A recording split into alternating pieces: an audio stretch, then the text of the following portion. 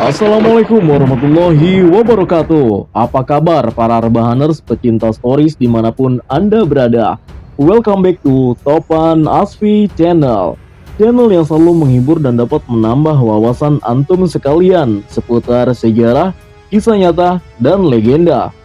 Guys, kali ini kita masih membahas penyebaran agama Islam di Indonesia yang dilakukan oleh Wali Songo.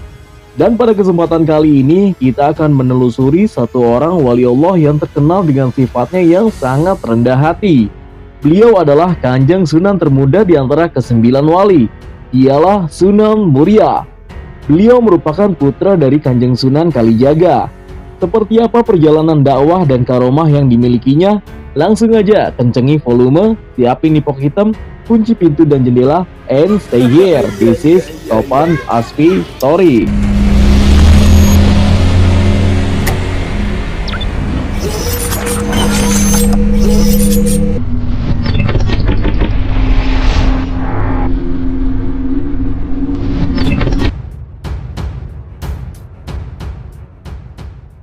Sunan Muria adalah ulama yang termasuk dalam anggota Dewan Wali Songo.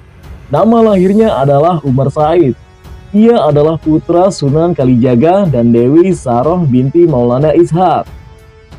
Nama Sunan Muria sendiri diperkirakan berasal dari nama gunung, yaitu Gunung Muria, yang terletak di sebelah utara kota Kudus, Jawa Tengah, tempat Sunan Muria dimakamkan. Sunan Muria wafat pada tahun 1560 Masehi. Sunan Muria menikah dengan Dewi Sujinah, putri Sunan Ngundung, adik dari Sunan Kudus, dan Sunan Muria menikah dengan Dewi Roroyono, putri Ki Ageng Ngerang dan Nyai Ageng Ngerang. Sunan Muria menikah dengan Dewi Sujinah dikaruniai seorang anak bernama Raden Saridin, Syekh Jangkung atau Waliullah Sunan Landoh. Sedangkan pernikahan Sunan Muria dengan Dewi Roroyono, putri Ki Ageng Ngerang dan Nyai Ageng Ngerang dikaruniai 3 orang anak, yaitu Sunan Nyamplungan, Raden Ayu Nasiki, dan Pangeran Santri.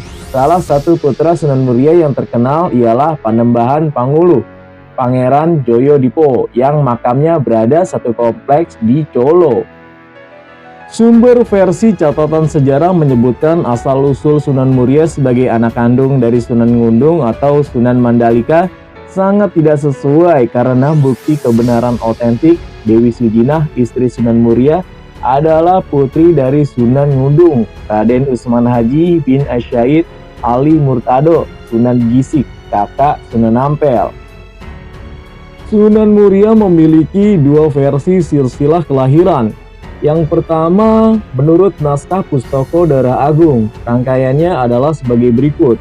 Yang pertama, Abdul Muthalib atau Adipati Mekah, kemudian ke Syahid Abbas bin Abdul Muthalib, kemudian ke Abdullah bin Abbas, berputra Syahid Abdul Azhar atau Abdullah Al-Akbar atau Syekh Abdul Wahid Turnain Al-Baghdadi, kemudian ke Syekh Wais atau Wakim Arumni, kemudian yang kelima ke Syekh Muzakir Arumni, yang keenam ke Syekh Abdullah, yang ketujuh ke Syekh Harmia atau Karmis, yang kedelapan ke Syekh Mubarak, yang kesembilan ke Syekh Abdullah, yang kesepuluh ke Syekh Ma'ruf atau Madharuf, yang kesebelas ke Syekh Arifin, yang kedua belas ke Syekh Hasanuddin, yang ke-13 ke Syekh Jamal, yang ke-14 ke Syekh Ahmad, yang ke-15 ke Syekh Abdullah, yang ke-16 ke Syekh Abbas, yang ke-17 ke Syekh Abdullah, yang ke-18 ke Syekh Hurames atau Horomis atau ulama di Mekah, yang ke-19 ke Abdurrahman atau Kiai Lanang Baya atau Arya Wiraraja atau Aryo Teja Bupati Tuban, yang ke-20 ke Aryo Teja I atau Bupati Tuban, yang ke-21 ke Aryo Teja Laku atau Bupati Tuban, yang ke-22 ke Aryo Teja II yang juga masih Bupati Tuban, yang ke-23 ke Raden Sahur Tumenggung Wilwatika atau Bupati Tuban, yang keempat ke Raden Mas Said atau Sunan Kalijaga, dan yang ke-25 ke Raden Umar Syahid atau Sunan Muria. Yang kedua, silsilah Sunan Muria dari jalur ibu Dewi Saroh, rangkaiannya sebagai berikut. Yang pertama dimulai dari Nabi besar Muhammad SAW, kemudian turun ke Sayyidah Fatimah Az-Zahra radhiyallahu anha, turun ke Al-Imam Al-Husain bin Ali Asy-Syahid, turun ke Al-Imam Ali bin Husain Ali Zainal Abidin, kemudian Al-Imam Muhammad Al-Baqir, kemudian Al-Imam Ja'far Asy-Syadiq, yang ketujuh ke Al-Imam Ali Al-Uraidi, yang kedelapan ke Al-Imam Muhammad An-Naqib, yang kesembilan ke Al-Imam Isa Ar-Rumi, yang kesepuluh ke Al-Imam Ahmad Al-Muhazir, yang kesebelas ke Asy-Syahid Ubaidillah bin Ahmad, yang ke-12 turun ke Asy-Syahid Alawi bin Ubaidillah Alawi Awal, yang ke-13 ke Asy-Syahid Muhammad Syahibus Saumah, yang ke-14 ke Asy-Syahid Alawi Atsani, yang ke-15 turun ke Asy-Syahid Ali Khali Kasam, yang ke-16 ke Asy-Syahid Muhammad Sahib Mirabat, yang ke-17 ke Asy-Syahid Alawi Amil Faqih, yang ke-18 ke Asy-Syahid Abdul Malik bin Alwi Azmat Khan, yang ke-19 ke Asy-Syahid Amir Khan Abdullah, yang ke-20 ke Asy-Syahid Ahmad Syah Jalaluddin, yang ke-21 ke Asy-Syahid Husain Jamaluddin Akbar Al-Husaini, yang ke-22 ke Syekh Maulana Ishaq, yang ke-23 ke Sayyidah Dewi Saroh, dan yang ke-24 turun ke Raden Umar Syahid atau Sunan Muria. Perjalanan dakwah Sunan Muria. Sunan Muria merupakan salah satu wali songo yang dikenal dengan cara berdakwahnya yang cukup unik, yakni dengan menggunakan metode kursus gratis. Perlu diketahui bahwa Sunan Muria merupakan salah satu anak dari Sunan Kalijaga dengan Dewi Saroh, yang mana merupakan putri dari Syekh Maulana Ishaq. Nama Sunan Kalijaga mungkin sudah tidak asing lagi untuk sebagian besar orang. Ia adalah seorang tokoh wali songo yang cukup berpengaruh dalam penyebaran agama Islam di wilayah Pulau Jawa. Beliau merupakan wali Allah yang merupakan putra dari Adipati Tuban. Tak jauh dari ayahnya, Sunan Muria juga mempunyai pengaruh dalam penyebaran agama Islam di Pulau Jawa. Tidak diketahui secara pasti kapan Sunan Muria lahir, tetapi dalam sejarah tercatat ia wafat pada tahun 1551. Walaupun pandai berdakwah, Sunan Muria ini justru memilih untuk berdakwah di daerah-daerah pelosok dibandingkan dengan daerah perkotaan. Mengenal lebih dalam Sunan Muria. Raden Umar Syahid atau yang lebih dikenal dengan nama Sunan Muria adalah salah satu wali songo yang tinggal di wilayah Gunung Muria. Nama Muria ini diambil dari tempat tinggal terakhirnya, yakni di lereng Gunung Muria, tepatnya 18 km ke utara dari kota Kudus. Selain memiliki akhlak yang soleh, ia juga dikenal mempunyai kesaktian dalam pertarungan. Terdapat satu versi yang menyebutkan bahwa Sunan Muria merupakan putra dari Sunan Kalijaga. Ahli sejarah yang bernama A.M. Nutahjoyo dan Solihin Salam yakin dengan versi ini. Berdasarkan penelusurannya, pernikahan antara Sunan Kalijaga dan Dewi Saroh binti Maulana Ishaq mendapatkan 3 anak, yaitu Sunan Muria, Dewi Rukayah, dan juga Dewi Sophia. Adapun versi lain yang mengungkapkan bahwa Sunan Muria merupakan putra dari Raden Usman Haji atau Sunan Ngudung karya R. Darmo Wasito atau Pustoko Dara Agung yang berisikan sejarah dan juga silsilah wali dan raja-raja Jawa, mengungkapkan bahwa Sunan Muria adalah putra dari Raden Usman Haji. Bahkan ada pula yang menyebutkan bahwa beliau adalah keturunan Tionghoa. Di dalam buku yang berjudul Runtuhnya Kerajaan Hindu Jawa dan Timbulnya Negara-Negara Islam di Nusantara tahun 1968, Profesor Dr. Slamet Muljaya mengungkapkan bahwa ayah dari Sunan Muria, Sunan Kalijaga, tidak lain adalah seorang kapten Tionghoa bernama Gan Xie. Sunan Muria ini disebut tidak pandai berbahasa Tionghoa karena telah berbaur dengan suku Jawa. Slamet sendiri mengacu pada naskah kuno yang ditemukan di Kelenteng Sampokong. Semarang pada tahun 1928. Pemerintah Orde Baru saat itu khawatir terkait penemuan Slamet ini dapat mengundang heboh masyarakat. Akibatnya, karya Slamet tersebut masuk ke dalam daftar buku yang dilarang Kejaksaan Agung pada tahun 1971. Sayangnya, belum ada telaah lebih lanjut mengenai berbagai macam versi itu. Sejauh ini, karya Usman Hasyim yang berjudul Sunan Muria, Antara Fakta dan Legenda tahun 1983 bisa digolongkan penelitian awal yang mencoba untuk menelusuri silsilah Sunan Muria secara lebih ilmiah. Ia juga berupaya untuk membedakan cerita rakyat dengan fakta. Misalnya saja tentang Sunan Muria sebagai keturunan Tionghoa. Umar mencoba untuk mengumpulkan sejumlah pendapat ahli sejarah. Ternyata keabsahan naskah kuno tadi masih meragukan karena sudah bercampur dengan dongeng rakyat. Meski demikian, Umar mengaku terkadang terpaksa mengandalkan penafsirannya dalam menelusuri jejak Sunan Muria. Hasilnya, Umar cenderung lebih percaya dengan versi bahwa Sunan Muria adalah putra Sunan Kalijaga. Cara berdakwah Sunan Muria. Dari berbagai macam versi tersebut, tidak ada yang meragukan reputasi Sunan Muria dalam melakukan dakwahnya. Gayanya yang moderat, mengikuti Sunan Kalijaga, yakni menyusup melalui berbagai tradisi kebudayaan Jawa, misalnya saja adat kenduri yang dilakukan di hari-hari tertentu setelah kematian seseorang. Seperti Nelung Dino hingga Nyewu yang tidak diharamkannya. Hanya saja tradisi yang berbau klinik seperti membakar kemenyan atau menyuguhkan sesaji diganti dengan doa ataupun sholawat. Selain itu, Sunan Muria juga berdakwah melalui berbagai macam kesenian Jawa. Misalnya saja menciptakan macapat, lagu Jawa, lagu Sinom, dan juga Kinanti yang dipercaya sebagai karya Sunan Muria yang hingga kini masih lestari. Melalui tembang-tembang tersebut, ia mengajak umatnya untuk mengamalkan ajaran Islam. Oleh karena itu, Sunan Muria lebih senang untuk berdakwah pada rakyat jelata dibandingkan dengan kaum bangsawan.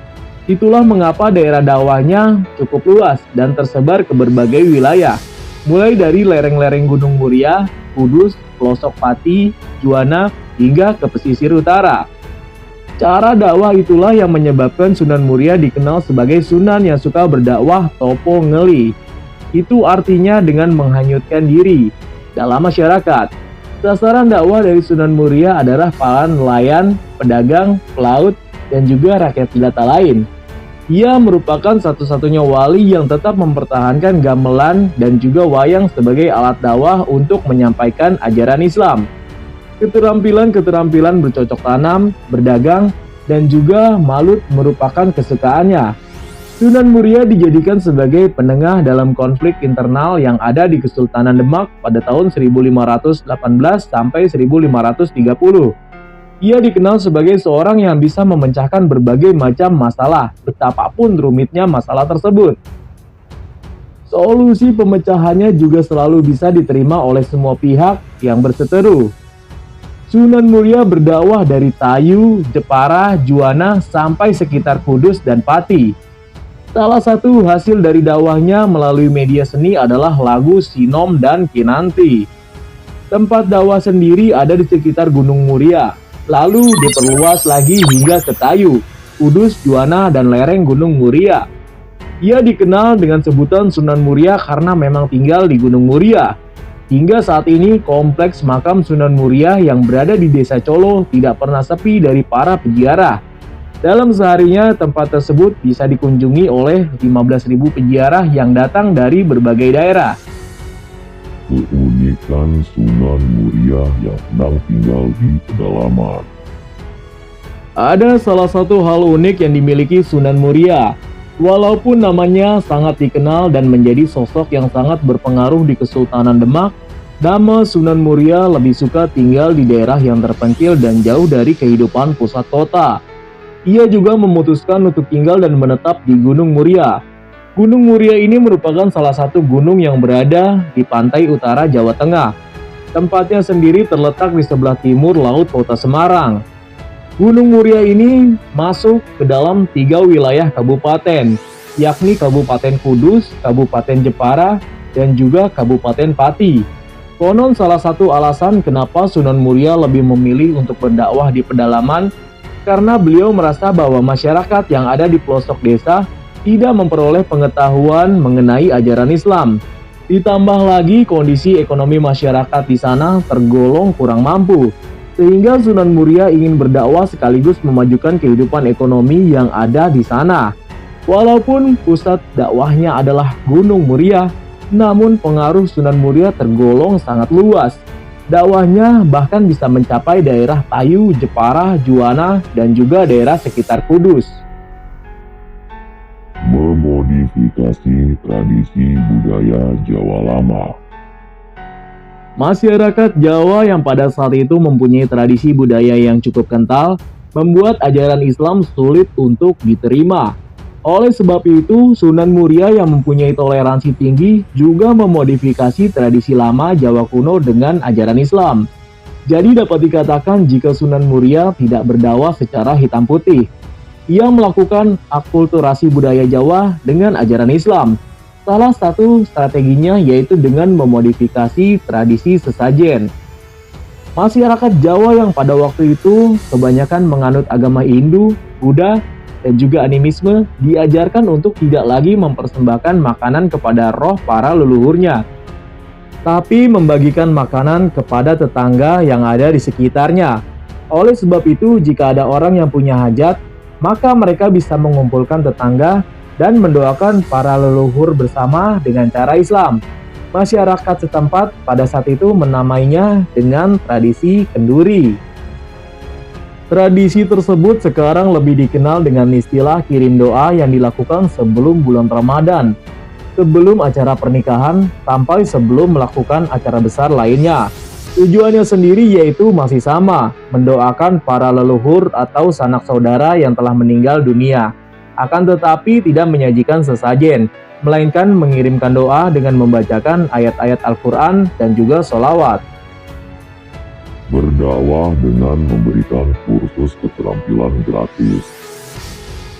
Sunan Muria dikenal dengan cara dakwahnya yang dapat dikatakan berbeda dengan metode dakwah lainnya, di mana beliau memilih metode berdakwah dengan memberikan kursus gratis kepada para masyarakat setempat. Diketahui jika masyarakat yang tinggal di daerah pedalaman mempunyai pengetahuan dan juga keterampilan yang kurang, Sunan Muria kemudian menyediakan kursus keterampilan yang khusus diselenggarakan untuk para petani, pedagang, pelaut, dan juga nelayan. Di kursus tersebut nantinya masyarakat akan diberikan pengetahuan tentang bagaimana cara bercocok tanam, bagaimana cara berdagang, menangkap ikan, membuat perahu, dan lainnya. Setelah mengajarkan kursus secara gratis mengenai keterampilan tersebut, kemudian Sunan Muria akan mengajarkan ajaran Islam kepada mereka. Dengan membangun kepercayaan dari masyarakat, Sunan Muria dapat lebih mudah untuk menyebarkan agama Islam di sana. Tak hanya masyarakat yang tinggal di Gunung Muria dan sekitarnya, tapi masyarakat di luar kota luar sampai Pulau Jawa datang menemui Sunan Muria untuk memperoleh kursus gratis tersebut. Itulah yang kemudian membuat Sunan Muria dikenal oleh masyarakat dari luar Jawa Tengah. Sunan Muria berdakwah dengan kesenian. Bentuk perjuangan dari Sunan Muria dalam menyebarkan ajaran agama Islam yaitu dengan berdakwah dan mengkombinasikannya dengan kesenian. Tidak berbeda jauh dengan ayah sekaligus gurunya yaitu Sunan Kalijaga, Sunan Muria mempunyai kemampuan untuk mendalang seperti ayahnya. Salah satu kisah pewayangan yang kerap dilakukan oleh Sunan Muria adalah Topo Ngeli. Di dalam kisah Topo Ngeli mempunyai tokoh utama yang bernama Dewa Ruci, yang mana merupakan empu dari kerajaan Majapahit. Dewa Ruci ini dikisahkan berbaur dengan masyarakat setempat, terlebih rakyat jelata. Dengan berbaur bersama dengan rakyat jelata, Dewa Ruci ini kemudian menjalin hubungan kekerabatan dan meniadakan adanya status sosial. Sebenarnya beliau juga kerap menggelar pertunjukan wayang hasil dari gubahan ayahnya seperti Dewi Ruci, Semar Ambarang, Dewa Serani, Jamus Kalimasada, Begawan Tiptaning, dan masih banyak lagi. Ketika mendalang, unsur-unsur Islami akan beliau masukkan ke dalam pertunjukan wayang tersebut. Dengan demikian, masyarakat yang menonton pertunjukan dapat memperoleh pelajaran mengenai agama Islam. Meninggalnya Sunan Muria. Belum ditemukan informasi yang terpercaya mengenai kapan meninggalnya Sunan Muria. Akan tetapi beberapa data menyebutkan bahwa Sunan Muria meninggal dunia pada tahun 1560 Masehi. Beliau dimakamkan di desa Celo, Kecamatan Dawe, Kudus. Saat ini tempat pemakamannya itu terletak di puncak Gunung Muria. Untuk bisa ke pemakaman tersebut, pengunjung harus mendaki ratusan anak tangga untuk bisa sampai ke kompleks makamnya. Sebagai salah satu sosok yang sangat berpengaruh, pastinya beliau mempunyai begitu banyak peninggalan.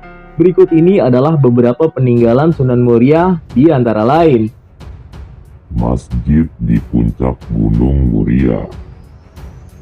Masjid ini terletak di ketinggian 1.600 meter di atas permukaan laut.